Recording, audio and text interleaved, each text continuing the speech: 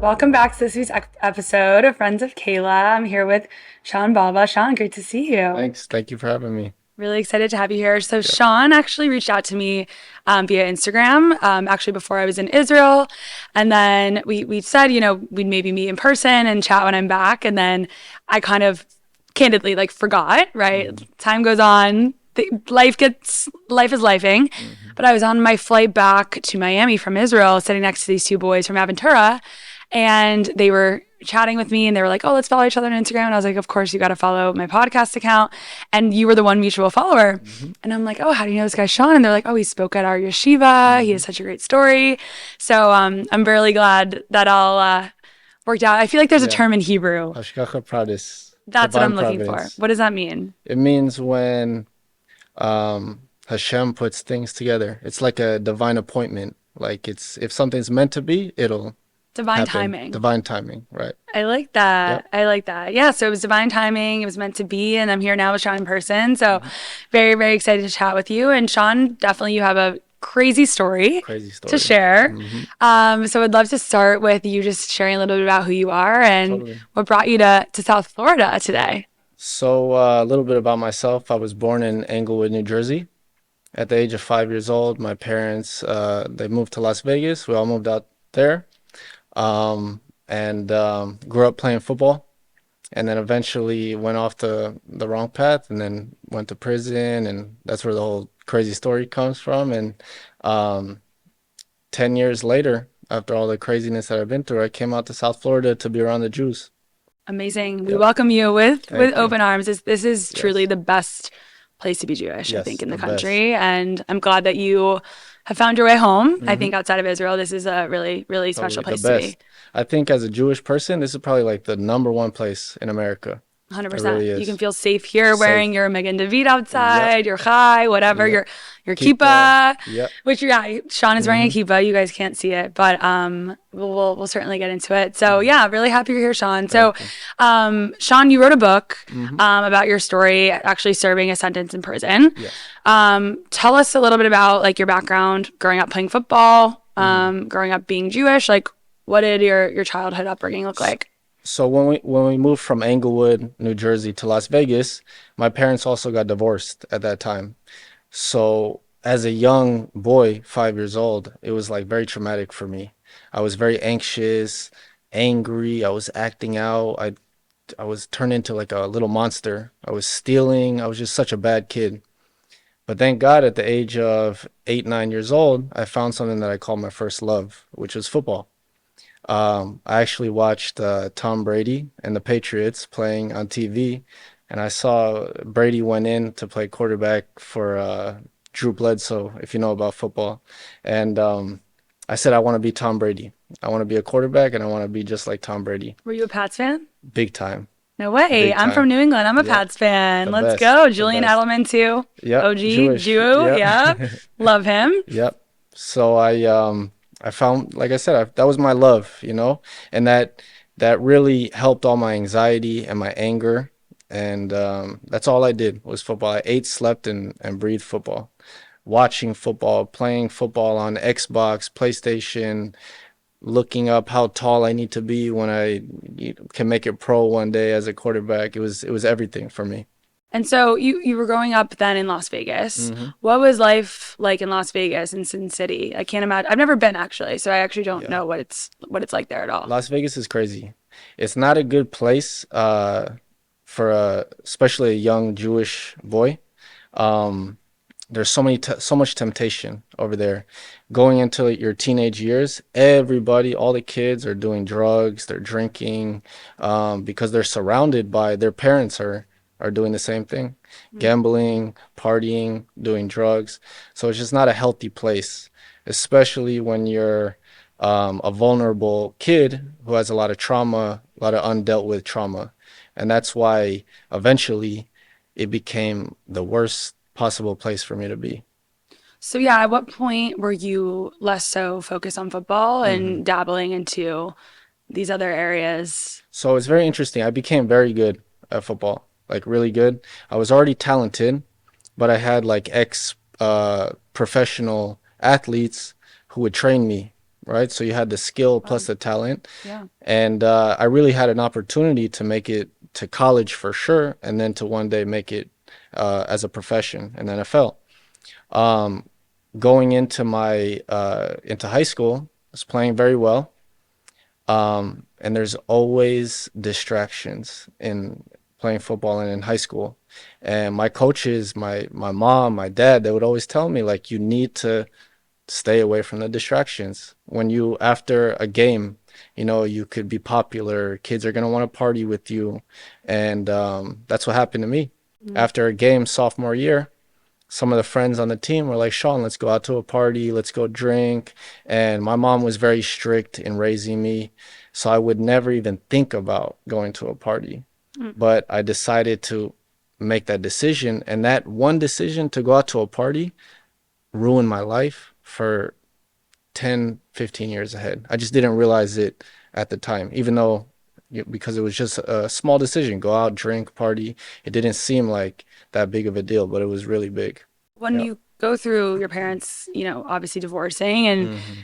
not having maybe like I don't know if it's a support system or if it's just like the tools to deal with that. Hmm. Yeah, you have all these like temptations around you. It's Yeah, easy to get caught up with the wrong definitely. things. What was your relationship with Judaism like growing up, especially like after your parents' divorce? So we grew up, so my dad's Israeli Jewish, my mom's, she's Ashkenazi Jewish, but there was no Judaism. There was no God talk in the house at all. We were living like completely secular. Mm. The only thing I did have was a bar mitzvah at 13, and I couldn't wait after the bar mitzvah to just get out of the temple, get I out of the get it. shul, That's how I felt throw my too. I kippah was so off. done. Yeah, Yeah, yeah. I was done. I think people usually have like a party for their bar mitzvah. I just did the Torah reading and I was gone. That Was was this it. in Vegas That was or in so you Vegas. did Yep. get bar mitzvah in Vegas? Yep. So what? Yeah, was there even like a Jewish community there? Like, what did that look So like? it was much smaller back then. Yeah. Today it's not huge. There's 70,000 Jews in Vegas. Um, but Like, back did you then connect with those people? I didn't. Yeah. I just wanted to be around my teammates and also the partying. And Judaism is very spiritual. It's very religious, but it's very spiritual also. And I was the things that I was doing, drinking, playing football, doing drugs, these are not spiritual things. So I didn't want to be around any of those things. Do you remember like the moment you decided to go to that party? Like, Mhm. what happened that night? Like, did you just feel like the popular Yeah. kid? Was it like that high, that energy of like Yeah. rebellion? So I fell in love with it. Mm. That night that I went to the party, football was on the back burner. I didn't even realize it until, a few years later, but I fell in love with that. I'm getting the chills thinking about it now, with that party lifestyle. Mm. Like to go play the game, have a great game, and then to celebrate, right? But the celebration turned into my love, And the problem is that one thing leads to the next. My drinking turned into smoking weed, dabbling with other drugs, to the point where a year into this, I'm doing drugs and drinking every single day. Were your friends at the time doing the same? Like, were your Same teammates thing. doing the same? Yep, And same these thing. teammates of yours, like, were they also like serious, committed athletes, like looking to go to college for football, or was that just a So you? they weren't so serious about it as Yeah. much as I was, and I think that was the problem too. Um, you have to, at that stage in life when you're trying to become something like that, to become a professional athlete, you have to shut out all, like I said before, all the distractions. All the noise, And yeah. these kids were just kind of like floating through life. Oh, we play football, we do drugs, we're drinking. But this football for me was like, it's like saying I want to be a doctor or a lawyer one day. You really have to, you know, tone down. And I just got entangled into those groups of people, and it brings you down. That's the Yeah. problem. So obviously you talk about partying, drinking, smoking. Like, what Hmm. kind of drugs were you doing? So I was doing a little bit of everything but heroin, and yeah, pretty much heroin. I tried everything: meth, Xanax, all the pain pills that you could possibly think of. I became addicted to Xanax, marijuana all day. I was doing Xanax and marijuana all day. When did you really realize, or maybe you Mhm. didn't realize in the moment, that like football was not the priority? This is overtaken me. So I was in denial about it for a lot of years. I thought that football was my priority, right? And I thought that I could just drink and do drugs on the side. Like, because the problem was I was playing so well, even on the Mm, drugs. So it was like, yeah. I can do this, right? I thought I could do this. Did your But parents have any inkling as to what was going on? my mom, she would see my eyes were always like red and low and like cross-eyed from all the drugs. My dad wasn't really around too much, so he wasn't able to see me and to like say something to me. Yeah. Um, but my mom, I killed her. I really killed her. I mean, she didn't know if I was gonna come home at night, if I was gonna die drunk driving or get arrested, and she would tell me that all the time. She would be like, Shawn, the path that you're leading down, you think you're gonna go to college, you think you're gonna go to the NFL, you're gonna die or go to prison. She would tell me that. She really would. Damn, Yep. that's tough hearing Yep. that from your own mother. hmm And she tried everything she could too. She would bring rabbis over, put tefillin on me. She would bring coaches to try to talk to me. She brought me to one of those scared straight programs. You ever heard of that? They No. bring you to like a courthouse. They put handcuffs on you. They bring like real inmates to try to scare you. And it's funny, like And that didn't scare you. after one of those things, when we were getting in the car, I was like, Mom, I'm not a criminal, you know? And she saw what I didn't see. And then eventually I did become a criminal. So it's crazy. hmm Were your other teammates like doing the same? Like, were they addicted to drugs as well? Or was it like, because Not obviously you were surrounded by it, but like, Yeah. to what extent were people like actually in the same space as you were? So I became the worst. There was probably a handful of guys who were doing drugs, but not as extreme as I was doing it. And then the rest of the team, because I was the quarterback, I was the leader. I was supposed to be the one leading by example and telling them to stay on the right path. So, how is the person that I'm supposed to be leading going to tell me to, be the leader? They didn't even know how to handle me. Same thing with the coaches. You know what I find it's like really interesting about what you're saying? It makes me hmm think about like as Jews like hmm assimilating. hmm I feel like from what you're saying, you really tried to be like that person to fit in and Yep. reject your identity. Yeah. And instead of like owning it, it hmm like led you down the wrong path. Totally. Yeah. We have to be who we are, you know? Did you feel like different? I always felt different. Different for me at the time was a curse, right? Because um I always felt I was in Christian and Catholic schools as a Jewish kid, right? So the high school that I was in, you have to wear a cross on your shirt.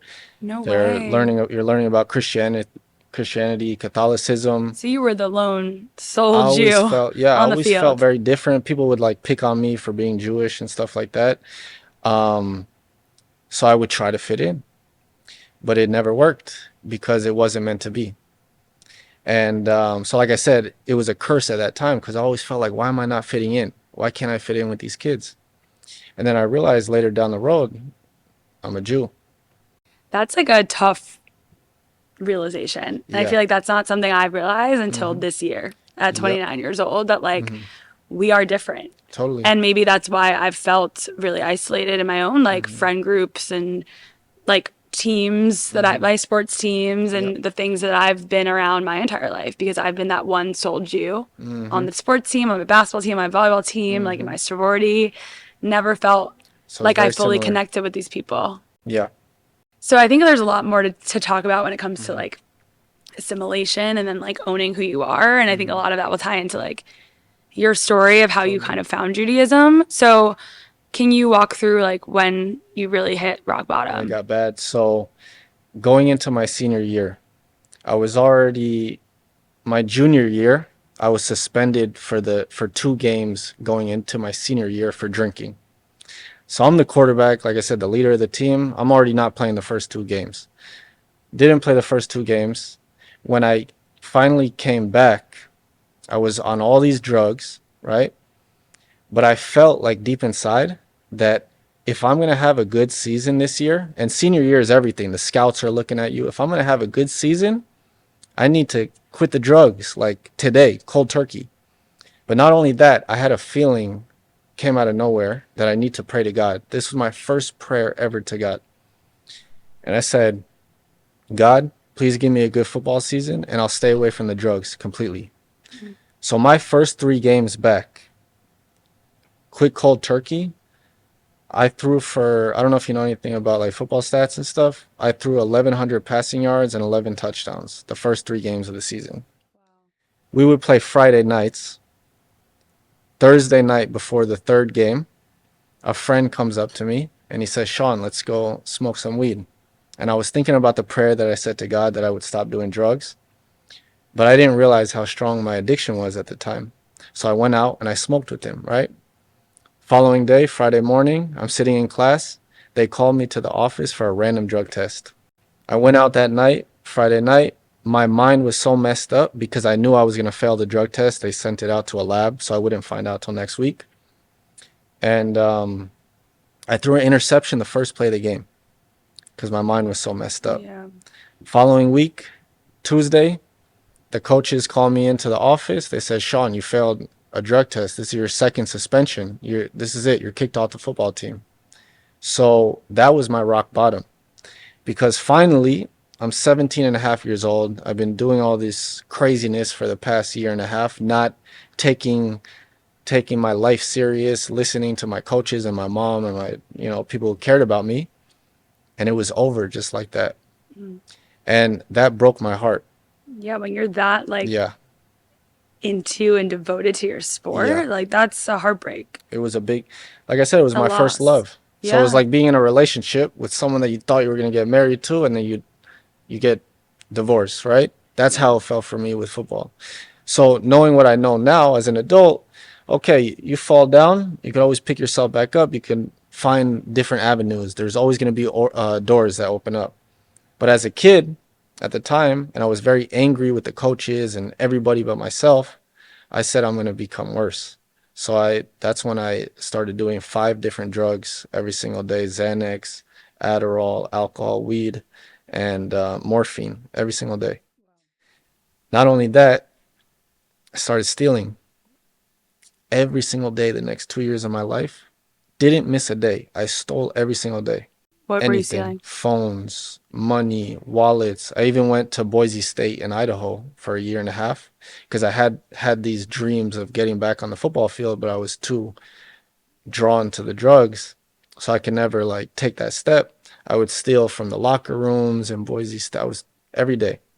Got to a point where I started selling drugs also because drugs is a very dangerous business. Somebody tried to rob me at gunpoint one day, so I got my own protection. And I started robbing people and burglarizing homes. And eventually, August 25th, 2015, I robbed 7 convenience stores. And that's when I got arrested. That was the rock bottom went for a long time, for about a year until the arrest. That is heavy. Mm-hmm. So you were arrested in 2015. 2015, yep. Seems like you remember that day as if it was Like yesterday. yesterday. Yeah. And it just happened 10 years ago, August 25th, Yeah, the 5, 6 days anniversary ago. was, Yep. yeah, a few days ago. Mm-hmm. So you got arrested. Mm-hmm. What happened after that? So they put me in the back of a cop car, sent me to jail. I sobered up. I didn't just sober up from that day. I sobered up from 3, 4 years of heavy drug use. So I'm sitting in jail with this sober mind, and they're showing me my charges: 8 burglaries, 8 robberies. I'm like, what the heck is going? And for this type of crime that you're charged with, you're looking at 20, 30, 40 years in prison. Easy, Oh my God. easy. But you Sometimes were how life. old at this time? I was 20 Okay. years Oh old. yeah, so you're not a minor So anymore. I wasn't a minor, and I Yeah. was terrified in the jail when I sobered up, and I'm sitting in there with all these Who was criminals, around you? gang. Yeah, what were you seeing? So first they put you in a holding cell with 15 other guys. I was there for like 30 hours. There's one toilet. It's a small room. Smells bad. It's just a horrible environment. Then they put you in a dorm with like 300 other guys, all gang members, all criminals, drug addicts, black, white, Mexican, all, like I said, all the gangs, crazy. And as a 20-year-old kid who's, this is not, this is where I led myself, but this is not who I am or how I was raised. Yeah. I was terrified. I was like, wow, what am I doing here? And I was, I would be sitting on my bed, because it's a dorm, it's completely open. I'd be sitting on my bed. You're like, it's very traumatic. I'd be crying like in my bed and stuff like that. It was crazy. Yeah, Wow. yeah. That's crazy. Hmm. So when were you like sentenced to time in prison? You said it a Yeah. crime like this. Were you thinking like this could be 20 years or did you have any idea at the time like what your future would look like at this point? So yeah, what happens is when you get to jail, everybody tells each other what they got charged with, right? So I would ask other guys, these guys are, they're street guys, like they're not stupid. So like they could tell you like you're facing these amount of years in prison. And I saw other guys who did the same crime as me and they were facing 40, 50 years. I knew a guy who was facing life in prison for those same crimes. So it got to a point, I'm sitting in there for 2.5 weeks, before I got out on bail. I'm like, I'm never getting out of this place. And I do have a Yep. question on that. Like were those people also white men or were they of other backgrounds? So you had everything over there: white, Mexican, black. Um, No, but I meant the ones that were like in prison for life. yeah. Are they white Were also? yeah, like were a lot of those people like or they were all mixed All backgrounds, you're saying. mixed. Okay. Yep, all Okay. mixed. There's a lot of people doing life in prison. Okay. A lot of people. Because I know just from like the at least my mere knowledge of the system is Mhm. obviously there's privilege for someone probably like you who's Yeah, a white Jewish boy. so it's interesting because I ultimately got 8 years in prison. That's what they gave me. The only reason they gave that to me is because of that. I was just a Jewish boy. Yeah. But I know black Mexican Like people, if you were a black 20-year-old, it easy probably would be 20 different. years. But we made this whole case that, look, he comes from a good family, he was playing football, this was just a mistake. So 8 years was the um they had to give me a minimum of 8 years. So the judge wanted to go lower, but he couldn't because I had a weapon in my case. And at that time, like what was your relationship like with your parents? Like, So it's interesting, tragedy brings people closer together. yeah. And we see that too, like with the Jews, when October 7th happened, all of a sudden all the problems that we had politically and stuff like that, we came together as a people. So similarly with my parents weren't the best of friends. I didn't have the best relationship with them, but it brought us together strong, you know? Yeah. And they were with me through all of it, big time. They've Wow. spent thousands of dollars on lawyer fees and, you know, just so much stress they had to deal with.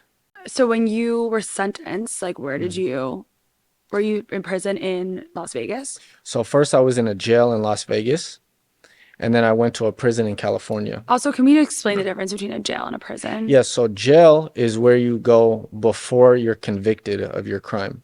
So they'll take you to jail and they say you're charged with 8 armed robberies, right? But you're innocent until proven guilty. Once you're proven guilty, they send you to prison. So that's the difference. How long did it take for you to be convicted? So it took about a year and a half. Yep. Wow. So you were in jail that whole time for a year and a half. So no, I got out on bail for 9 months. They put an Oh, ankle monitor on so you were me. at home. I was at home. Oh my gosh. What Yep. was that like? Like, It was you weren't in tough. school, you were just at home. Yeah. Like, You're stuck. what were you It doing? was tough. So I spent 2.5 weeks in jail after I got arrested, got out on bail. And the 9 months that I was on bail, I was so terrified knowing that I was going to prison. I was drinking every single day, and I wasn't supposed to. And I dodged so many bullets. I could have gotten in trouble, gotten in even more trouble. But I was just thinking about going to prison for 10, 20 years. It was messing with my brain so bad that I was just drinking. So when you did go to prison, ultimately, Yeah. what did your journey look like? Yeah. So up until this point, Vague question. yeah, so everything we've been talking about is like so dark and sad, pretty much, right? Um, and at that point, there was really no light at the end of the tunnel. So when I finally got to prison in California, I said to myself, if I'm going to live a healthy and happy and positive life when I get out one day, it can't be criminal activity and it can't be drugs. But what is it? I have no idea. I'm surrounded by all these criminals. What is that going to be for me? So a thought entered my heart that it would be finding God and Judaism. So I You had this was thought in prison. in prison at 21 years old. So do you know the Aleph Institute? You ever heard of them? No. They're like a prison organization. They help all the Jewish inmates around the world. Oh, Actually, wow. army too. Oh, that's incredible. And they send out these bi-monthly magazines that talk about all the holidays, and they just give as much information to Jews in prison so that they can stay close to the religion. So I was reading their magazine, and it said in there that a Jewish person is supposed to fast on Yom Kippur. So I said to myself, okay, this is a good place for me to start my Jewish journey because I wanted to start. So I fasted. After the fast, I ate like a pork and cheese like burrito or something like that that I made for myself. And some Nazi, there's like these Nazis in the prison. He has a swastika tattooed right on his forehead. Oh, perfect. Yeah. He comes up to me. He looks me dead in my eyes. Not in a mean way did he say this, like joking kind of. He was like, I don't understand you Jews. Like you fast and you pray, but you eat non-kosher. You're a hypocrite. And when he said that to me, he was the first person in my life. I've had rabbis try to get me to come back to Judaism. It was the Nazi who told me, and I believed him, that I was Jewish. And I knew at that point it was like a sign from God. Like, you need to start going after Judaism. You're a Jew. What are you eating pork and cheese after Yom Kippur? So after that, I didn't know what to do, right? But God opens doors for you. So when I was in the California prison too, I went to Shabbat services the first time.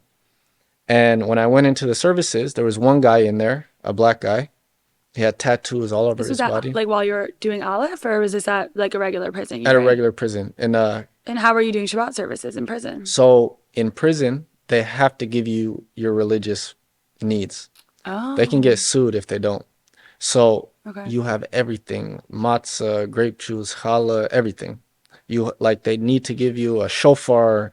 They need to give you for Sukkot, lula, everything. They like it's a law.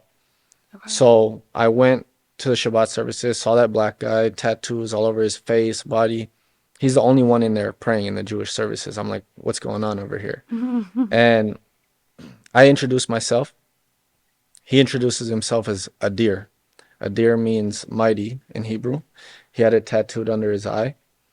And he told me for the same crimes that I committed because he was black, at the age of 17 years old, they gave him 56 years in prison. 17 years old. He was now a 40-year-old adult, Oh my God. 20 something years in prison. And just like the Nazi did for me, like no other person can do, a deer said to me, you're a Jew, you need to start eating kosher and you need to start putting on tefillin. And because I looked up to people like that at the time, he's like this gang member. He's like a Crip, a Crip, or he was a Yeah. Blood, one of the two. Yeah, yeah, one of So the gangs, yeah. I listened to him. So he found Judaism in prison, this Yep. man. He was practicing Judaism for 14 years when I met him. Wow. And he told me you need to start eating kosher to fill in, and uh, I jumped right in.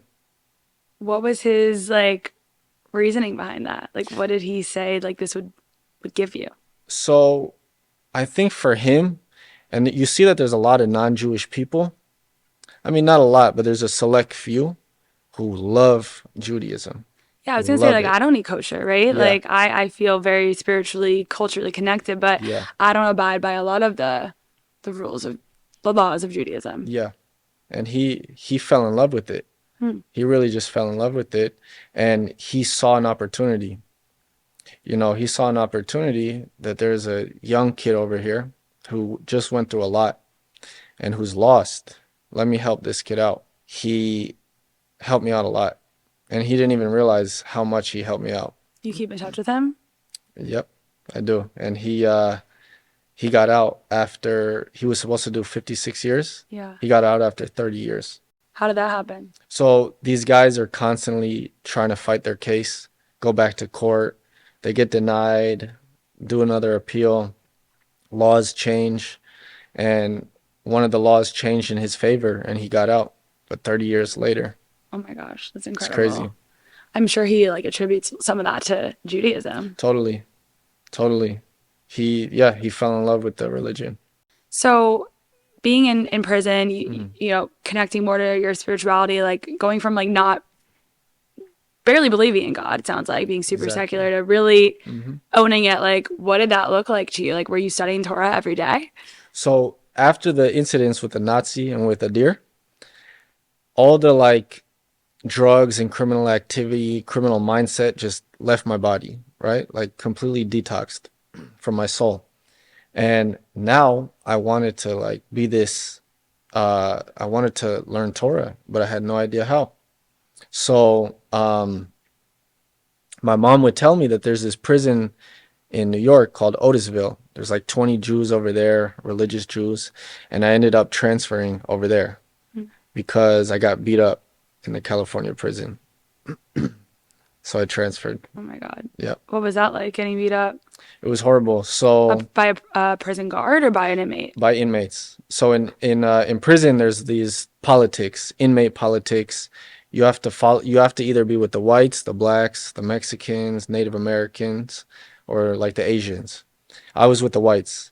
And you have to follow certain rules, certain codes, right? So like sometimes they'll decide if the cops aren't treating them the way they want to be treated, they'll boycott something. They won't go to dinner or something, or they'll walk out of a program, and you have to follow suit. So one day I didn't follow suit. They all walked out of something. I was the only person who stayed inside. So they wanted to beat me up bad for that. And when they beat you up in prison, they could send you to the hospital. They put boots on. They stomp your head in. They could kill you. It's bad. But they said to me, because you're a prison rookie, we're going to give you a discipline. You have to hold your hands up 23 seconds, two inmates punching you in the stomach. So after that, I was like, I got to get out of here. This is not a safe environment at all. Let me try to transfer to New York. And I ended up like 2 months later getting to New York. And that's where it was like yeshiva for me over there. I was with all these Jews. Every book that you could possibly imagine was there to learn from. I was learning from rabbis who were inmates in the prison too. Rabbis in prison. I was with four rabbis. Whoa, who hmm knew rabbis went to jail, went to prison? A lot. A lot? In New York, especially, What did they tons of Jews. We have, by the way, we do? have thousands of Jews in prison. Thousands. Yeah, this is not something that's like widely It's spoken not about at all. because, Yeah. and I'll share my story. I go around sharing my story. People will come up to me afterwards and say, "Hey, my brother is in prison, or my uncle just got out of prison," and they don't want to tell anybody these things because it's not obviously social. Like in the secular world, it's not socially acceptable, but definitely not in In the the Jewish religious, world. yeah, yeah. Yeah, But also so like we're the chosen people, we're light, we're yep. brightness, we're hmm like tikkun olam. Like hmm why would a Jew ever be in prison? Totally. But yeah, that's not But the we case. struggle. We're people. We struggle We're just human. like everybody else. Um, even in the Jewish communities, you see a lot of drug use. You see a lot of crazy things going on. Yeah. Do you feel like a lot of it for you is like this lack of connection to your core and like and to that Jewish identity that was like the root of you going down this bad path? Obviously your parents divorced, but Yeah, it seems like purpose is like a totally. big reason that people stay on a more positive journey. So I'm kind of biased to this, but my whole thing is about freedom. I want to be free. I don't want to be bound to anything. I want to feel so free. Obviously, because all the years that I spent in prison, I want to feel that freedom. But I realize that this is something that we all struggle with, right? Like we might be bound by certain communities, we might be bound by friends, family members who Yeah. are telling us to do things that we don't really want to do, that we don't love, that we don't enjoy. It's just not, we're not being our true selves. So jobs, it could be anything, and so I think that's like the main thing that I'm trying to get across now, because I've learned from myself is, just finding who you are authentically so that you can be free. And freedom means happiness, positivity, joy, um, living just a good life. Well, you're the prime example of someone that's gone through something so dark Yeah. and used that to fuel you Mhm. and motivate you to be bigger, be better. Totally. And I interviewed a clinical psychologist a month ago, Mhm. and she specializes in post traumatic growth. So Mhm. you are the epitome of post traumatic growth. I wanted Totally. to say that to you. So Thank you. you're it's very admirable. Yes. So you wrote a book Yes. while you were in prison. Mhm. Okay, and you got this published since being out. Yep. So it's Okay. it's interesting. I wrote it 6 years ago. They used to lock us down in the prison, meaning solitary confinement. You don't leave the cell, this little room that you're in. And we were locked down for a week one time, and I wrote the whole book in a week over there. I Wow. put everything down, right? It was like therapeutic for me. I thought I was just, like journaling, right? And then by the end of it, I was like, whoa, this is I got a novel. chronologically like so I sent it out to all the Jewish publishers at the time. They all said this is too much. Like we don't Really? need this in the community. A few years later, when I got out, I sent it to the same publishers. One publisher picked it up, and yeah, they did great. They put it in all the bookstores in Lakewood, Muncie, all over the place, Brooklyn. Wow. Yep. No, that's incredible. Mm-hmm. So, yeah, what is life like for you now? You're on probation. Mm-hmm. Also, you're 30 years old? 30, just turned 30. Okay. Yep. Congrats. Happy belated. I don't know why I was thinking Mazel Tov in my head. So okay, you just turned 30 and Yeah. you've been out now for how many years? It's been 2 years. I was also in a halfway house for a year. I Okay. don't know if you know what that No, what is. is that? So when you get out of prison, they don't just like open the door and say like you're free. They still have like a leash on you. So first you spend a year in a halfway house, meaning you're like half in prison, like you have to stay in like this jail environment at night, and during the day you can go work, stuff like that. So I got out of that in February 2023. Then I was stuck in Vegas for a little bit, and then finally just moved here to Boca. Amazing. Yep. And being on probation, we talked about this a little bit before Hmm. recording here. What does that mean? Like the 5 years on probation, like what exactly does that entail? So probation, it could be very like they're on top of you in the beginning, right? Of your probation, drug tests once a week, breathalyzers. Um, you can't obviously commit any more crimes.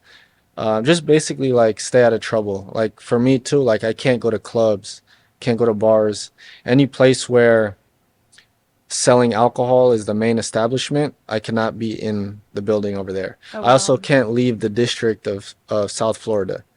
Like if I go to Orlando right now, they're gonna come with cuffs and bring me back to jail. Okay, so you're really Yeah. confined Mm-hmm. to still being under some sort of like regulation. Yeah, Okay. totally. So I guess like, obviously I really appreciate you sharing like all of that. It's Totally. amazing to me that you're able to like rehash all of that Hmm. because it's like what you've been through is traumatic and to have to like Yeah. go and speak about this Hmm. over and over again. Like how So do you it's know, how do you deal with that? How do so you it's like do that interesting. every day? It used to like in the beginning when I started sharing my story, I would get very emotional about it because it's like you're in a therapy session almost, and I Right, it's still do therapy every talk time you about it. talk Yep, about it. No? Yeah. exactly. But I realized after a while sharing my story so much, you let it out so much that you finally like become okay with it. And that's why I tell people now, like if they have a story, if they have a past, don't hold it in. I understand like if you don't want to share it to the whole world, right?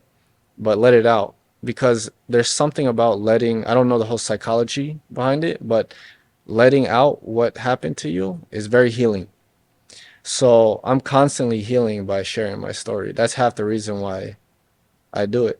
And what does Judaism look like for you now? What does it mean to you in this day and age? So I was very extreme when I was in prison. Very extreme. I thought I was a rabbi.